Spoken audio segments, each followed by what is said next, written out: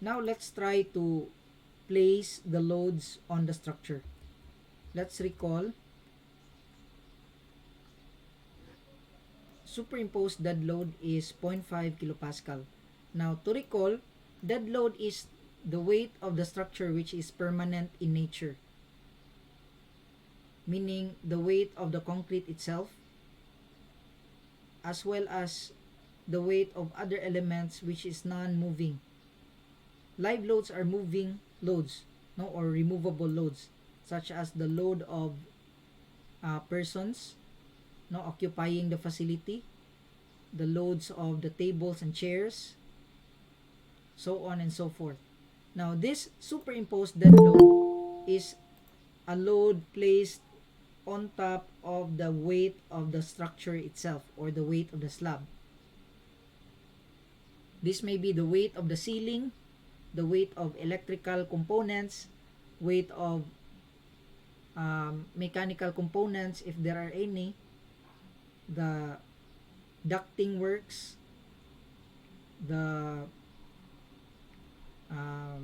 fire protection works, wherein there are pipes there hanging on your ceiling or hanging on the bottom of the slab. So that will be considered as superimposed dead loads.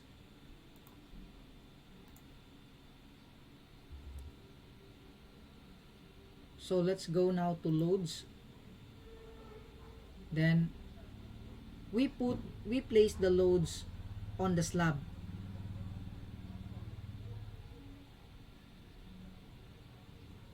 So let's view only the second floor level so that we can see clearly the slab in the second floor. So go to loads, then make sure that this one is dead load. Okay, this one is dead load, so that all the loads that you're going to place there will be part of the load combination for dead load. So create. The slab thickness is 125, and the pressure load, this load now is what is known as the superimposed dead load, which is loaded on top of the weight of the structure itself. So the given superimposed dead load is 0.5 kilopascals. Okay,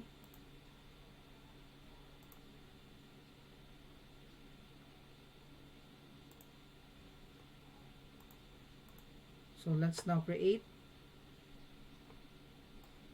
0.5,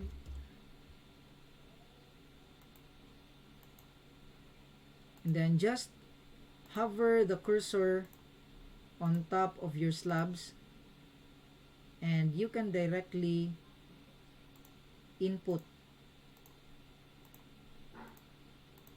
the loads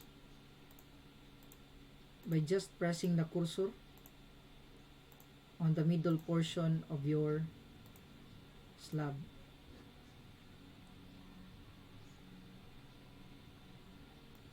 Oh, this is 125, by the way. 125. Okay.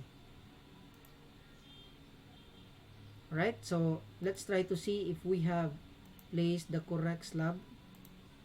Now this is 150 and we have to place 125.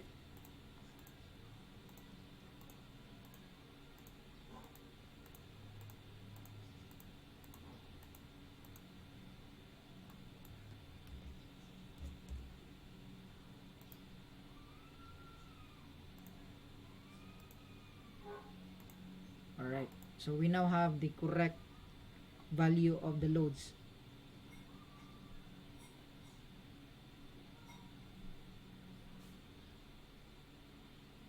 Next, we go for live loads.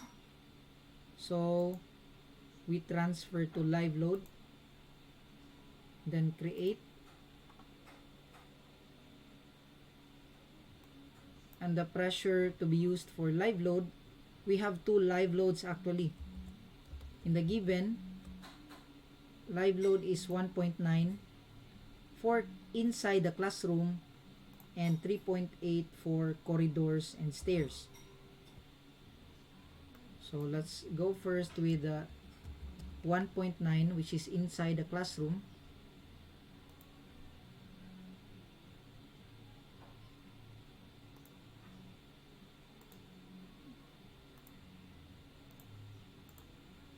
Yeah, we just have to edit, no, because we already have created the slab.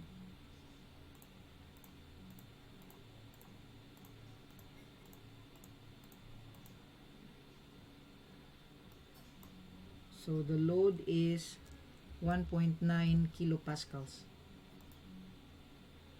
And on the corridor, this is the corridor.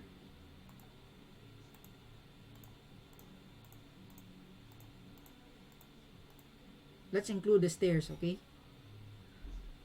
Although this is hollow portion, but for simplicity of analysis, let's just assume that the stairs is part of the corridor.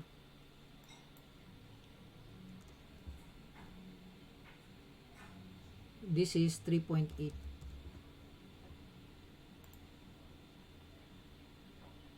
Alright, so we already have loaded the live load.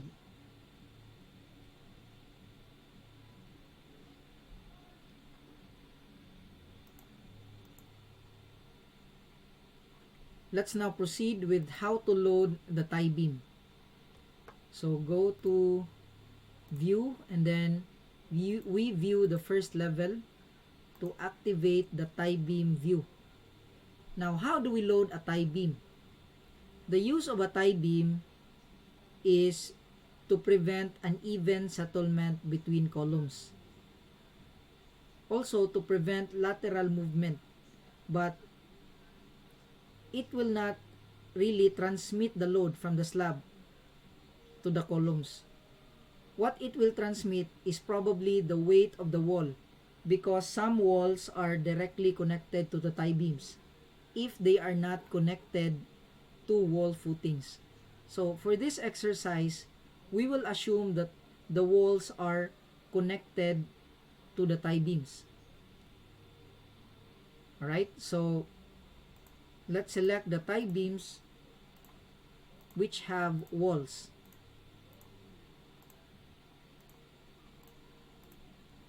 Because these tie beams will carry the weight of the walls.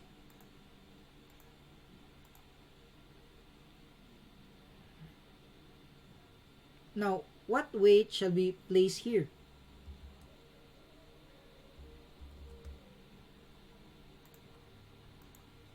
For CHB,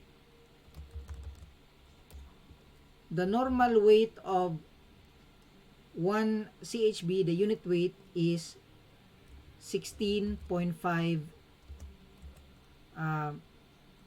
kilonewton,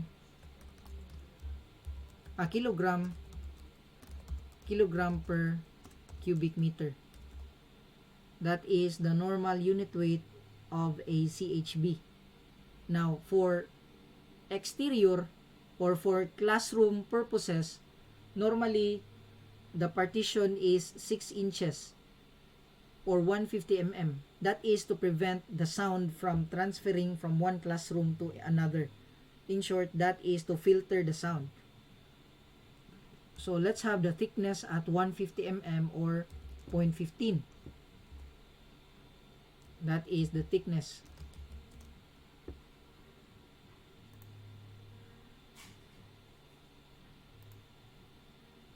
And the height, we have a height of 3.2 from floor to floor. But the 3.2 height will still be subtracted with the height of the beam or the depth of the beam. So let's assume the depth of the beam to be 0.4 on the average. So 3.2 minus 0.4, that will be 2.8. So the height is 2.8. So we have to multiply the unit weight with the thickness and the height so that we will be able to get the load per linear meter. So in multiplying the unit weight the load per kilonewton per linear meter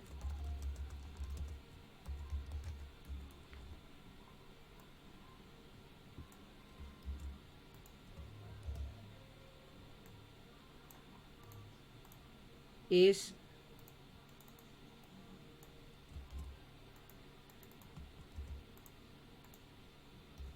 16.5 times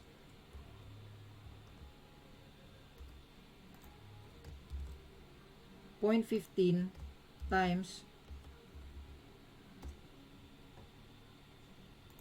2.8. So that will be 6.93 kilonewton per cubic meter. Oh, this is kilonewton class. I'm sorry. No, this is kilonewton.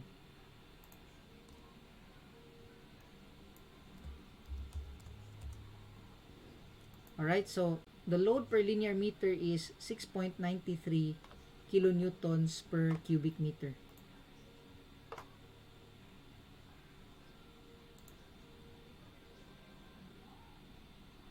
So let's place now the loads.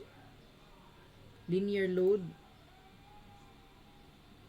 directed to the y-axis, node 1 is 6.93, negative 6.93.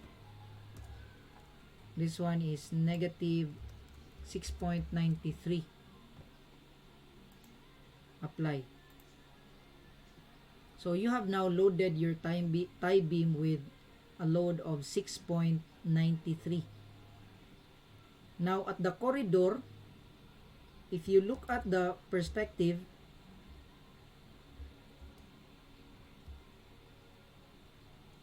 there is a partition here which is about 1/3 of the height of the entire wall. So let's try to model that one also.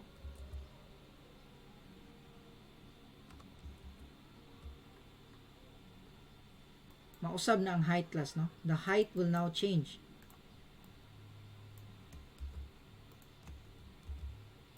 So we drag this one. Then change the height to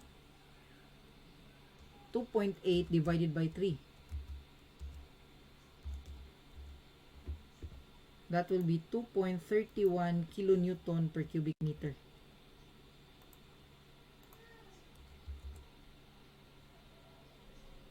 So 2.31 kilonewton per cubic meter.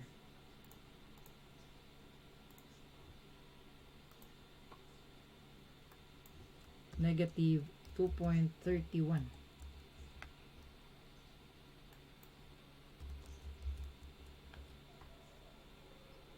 Apply.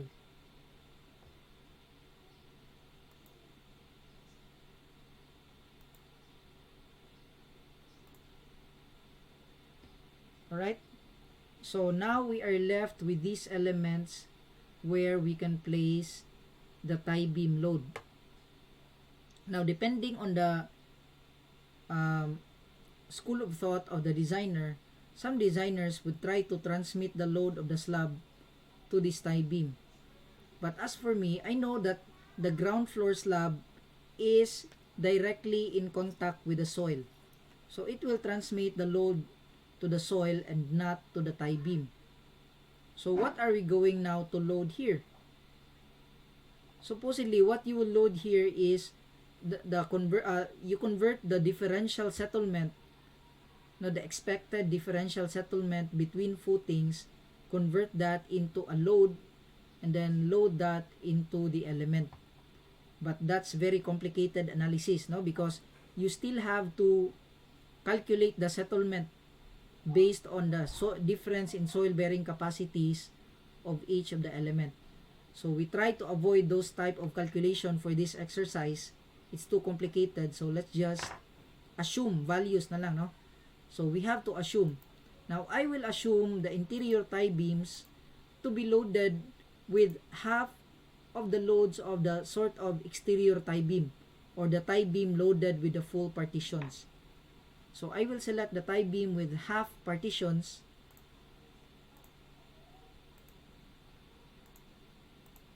and I will with no partitions rather, and I will load it with half of the partition load or wall load of the full beams. So what is that half? We have equal 6.93 divided by 2. So 3.47. So I will load the selected beams with 3.47. So line load negative 3.47. Negative 3.47. Alright? So you now have loaded all your tie beams.